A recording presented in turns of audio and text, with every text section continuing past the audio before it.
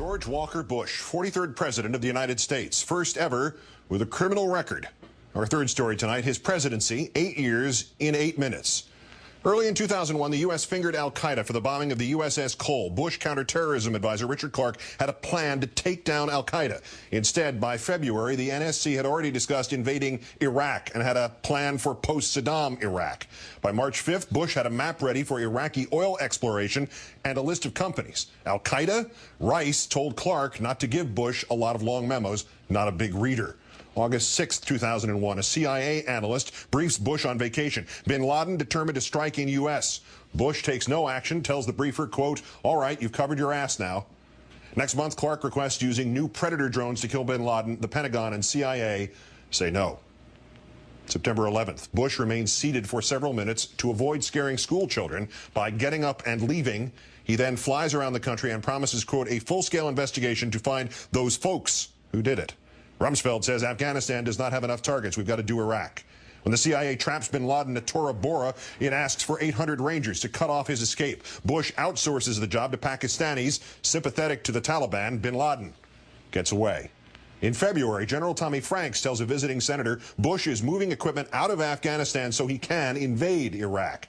One of the men who prepped Rice for her testimony that Bush did not ignore pre-9/11 warnings later explains, quote, "We cherry-picked things to make it look like the president had been actually concerned about al-Qaeda.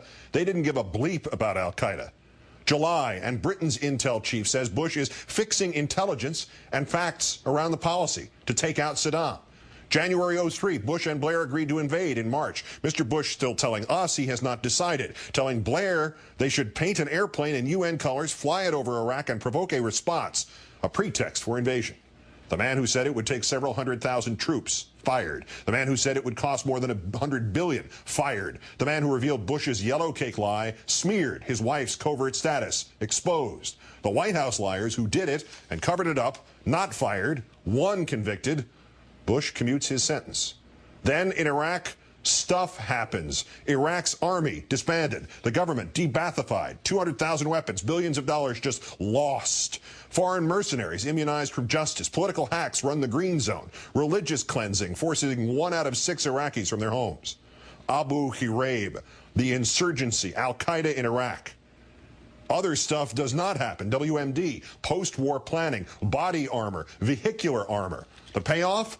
Oil and billions for Halliburton, Blackwater, and other companies, while Mr. Bush denies VA health care to 450,000 veterans, tries to raise their health care fees, blocks the new GI Bill, and increases his own power with the USA Patriot Act, with the Military Commissions Act, public orders exempting himself from 1,000 laws, and secretly from the Presidential Records Act, the Geneva Conventions, FISA, sparking a mass rebellion at the Justice Department, secret star chambers for terrorism suspects, overturned by Hamdan v. Rumsfeld, denying habeas corpus, overturned by Boumediene v. Bush, 200 renditionings, sleep deprivation, abuse.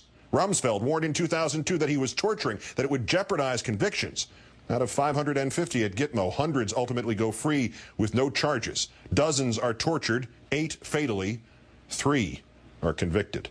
On U.S. soil, 1,200 immigrants rounded up without due process, without bail, without court dates, without a single charge of terrorism. It wasn't just Mr. Bush no longer subject to the rule of law. He slashed regulations on everyone from banks to mining companies, appointed 98 lobbyists to oversee their own industries, weakening emission standards for mercury and 650 different toxic chemicals. Regulators shared drugs and their beds with industry reps. The Crandall Canyon mine owner told inspectors to back off because his buddy, Republican Mitch McConnell, was sleeping with their boss. McConnell's wife is Bush Labor Secretary Elaine Chao. Her agency overruled engineer concerns about Crandall Canyon and was found negligent after 9 miners died in the collapse there. Mr. Bush is hands off as Enron blacks out California, doubling electric bills. After months of rejecting price caps, Mr. Bush bows to pressure. The blackouts end. Mr. Bush further deregulates commodity futures, midwifing the birth of unregulated oil markets, which, just like Enron, jack up prices to an all-time high until Congress and both presidential candidates call for regulations and the prices fall. Deregulating financial services and lax enforcement of remaining rules created a housing bubble, creating the mortgage crisis, creating then a credit crisis, devastating industries that rely on credit from student loans to car dealers. Firms that had survived the Great Depression could not survive Bush. Those that did got $700 billion. No strings, no transparency, no idea whether it worked. Unlike the auto bailout, which cut workers' salaries, a GOP memo called it a chance to punish unions. But Bush failed even when his party and his patrons did not stand to profit.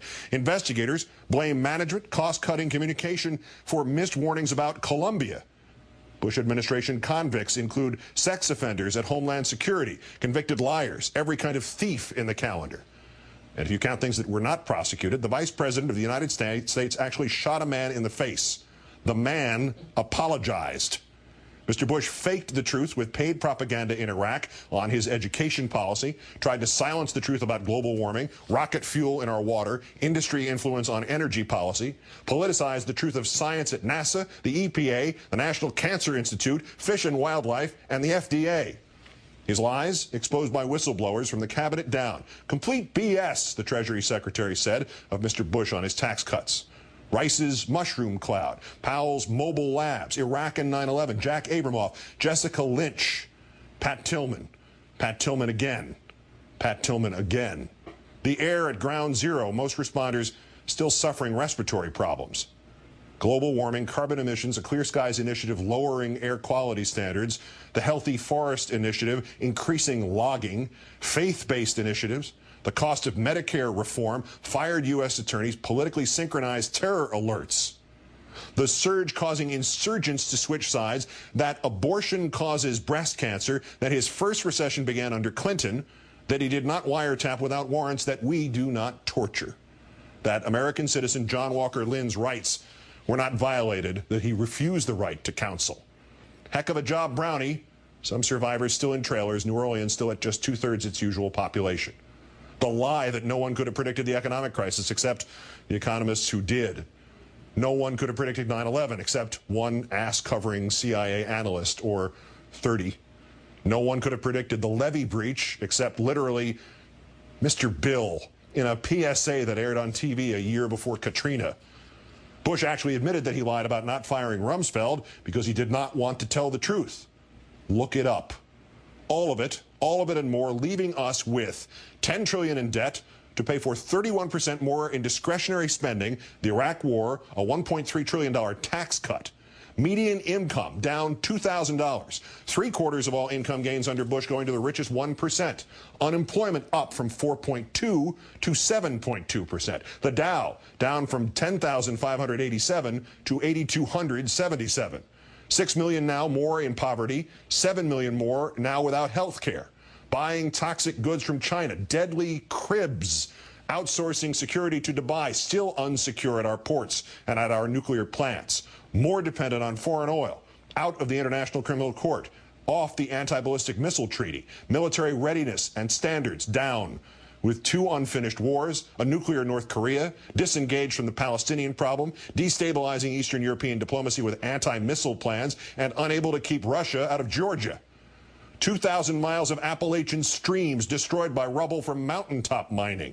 At his last G8 summit, he actually bid farewell to other world leaders, saying, quote, "Goodbye from the world's greatest polluter," consistently undermining historic American reverence for the institutions that empower us. Education, now academic elites, and the law, activist judges capping jury awards. And bin Laden, living today unmolested in a Pakistani safe haven created by a truce, endorsed and defended by George W. Bush. And among all the gifts he gave to bin Laden, the most awful, the most damaging, not just to America, but to the American ideal, was to further bin Laden's goal by making us act out of fear rather than fortitude, leaving us with precious little to cling to tonight, save the one thing that might yet suffice: hope.